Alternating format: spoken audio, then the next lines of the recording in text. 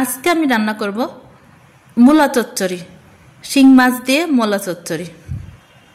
মূলা অনেকেরই খুব পছন্দ, অনেকে আবার এটা মোটেই পছন্দ করে না, কারণ এটার একটা বাজে স্মেল আছে, কিন্তু আমার ভালো লাগে। আমি রান্নার প্রসেস দেখাবো, কোনো রকমই বাজে স্মেল থাকবে না। মূলাতে রয়েছে প্রচুর পরিমাণ পুষ্টি। মূলাতে রয়েছে folate, fibre, potassium, calcium, magnesium, অনেক কিছু। মূলা খেলে হার্টের স্বাস্থ্যের উন্নতি ঘটে, রক্তচাপ নিয়ন্ত্রণে চলে আসে, ত্বকের সৌন্দর্য বৃদ্ধি পায়, ইমিউনিটি উন্নতি ঘটে, ভিটামিনের ঘাটতি দূর হয়, ক্ষতিকর টক্সিক উপাদান বেরিয়ে যায়, শরীরের ভিতরে প্রদাহের মাত্রা কম। তবে মূলা সবার জন্য উপকারী না, কারো কারোর জন্য কিন্তু ক্ষতিকরও।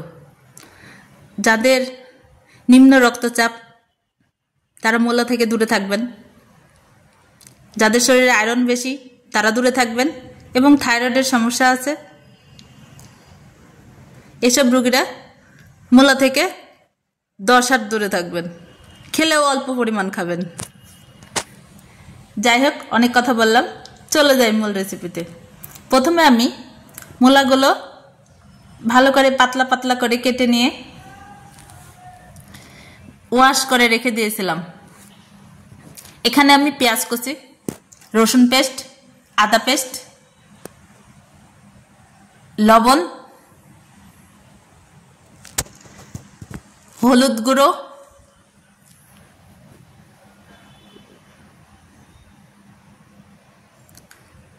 মরিচ গুঁড়ো, স্বাদ মতো, মানে ঝাল অনুপাতে, যে যেরকম ঝাল পছন্দ করেন,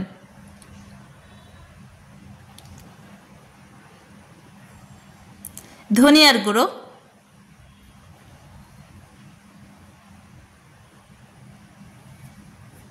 এবং জিরের গুঁড়ো। এখন আমি সয়াবিনের তেল ইউজ করলাম। চচ্চড়িতে সয়াবিনের তেল দিয়ে করলে বেশি মজা লাগে, তবে অপশনাল, আপনারা এখানে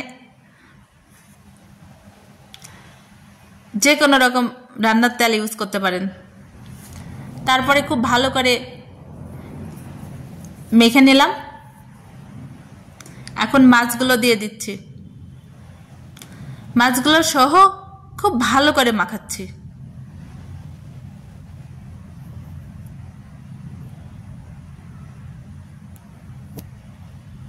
মাখানোর মধ্যেই কিন্তু চচ্চড়ির টেস্ট। এমনভাবে মাখাতে হবে রান্না অর্ধেক হয়ে যাবে প্রায়। মূলা থেকে হালকা হালকা পানি ছেড়ে দিবে।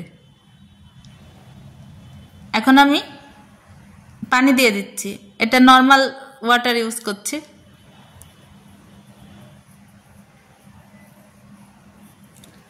পানি বেশি পরিমাণ দিতে হবে না, কারণ মূলা থেকে পানি বেরোবে হবে, মূলা থেকে অনেকটাই পানি ছেড়ে দেয়।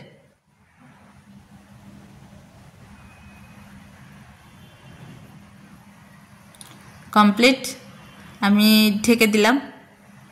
এখন রান্না শুরু হবে। হিটটা আমি মিডিয়াম হিটে রাখবো,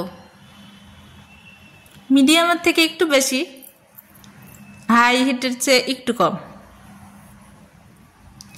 প্রায় 15 মিনিট পরে ফিরে এসে এই অবস্থা। রান্না প্রায় অনেক দূর এগিয়ে গিয়েছে। চচ্চড়ি কিন্তু বেশি নাড়া যাবে না, নাড়তে হবে খুব হালকা করে।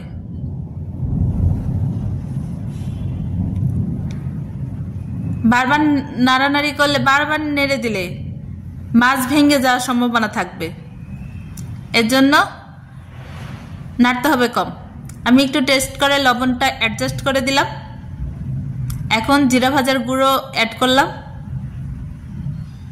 এটা তো দেওয়াই লাগবে কারণ মূলার তরকারি। জিরা ভাজার গুঁড়া অ্যাড করলে মূলাতে কোনো বাজে স্মেল থাকবে না, খেতেও খুব মজা লাগে।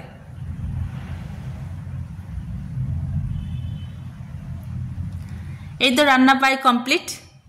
আপনারা অবশ্যই এইভাবে রান্না করে খেয়ে দেখবেন, আশা করি ভালো লাগবে।